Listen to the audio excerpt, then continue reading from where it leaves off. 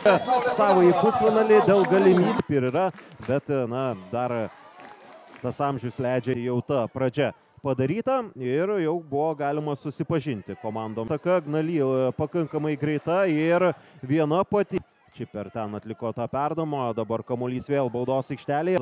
Tas žemesnis, greit buvo įrodyta žemesnė. 4 žaidėjo senelėje, toks smūgis ir greta Lukiems tas klausimas bus atsakytas. Po pusantros maždaug minutės. Čia ilgas tolimas perdamas, ko pasiruošusi. Čia perdamas į priekį, Brianna Taylor.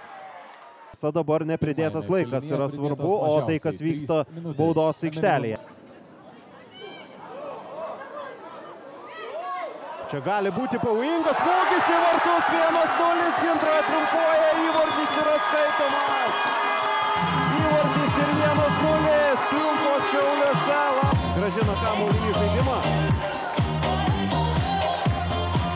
Lauras Kanazato klaidina varžovę ir čia aukščiausia klasė.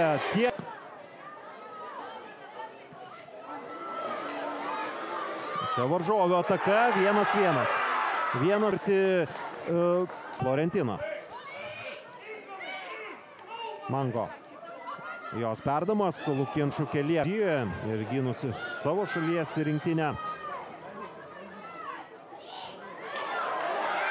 Čia galima žaisti toliau, Gintros ataka, ar bus smūgis ir 2-1.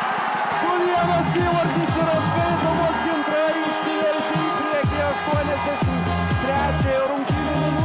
8 numeris, Lidija Ribeiro. Ir Taylor. Goal scored by Gintra. The result is 2. Nuošalės nėra, galima žaisti toliau, dabar išmušamas kamuolys. O čia štai toks užsimojimas ir žaidimas, todėl dar yra žaidžiama 20 papildomų sekundžių ir viskas.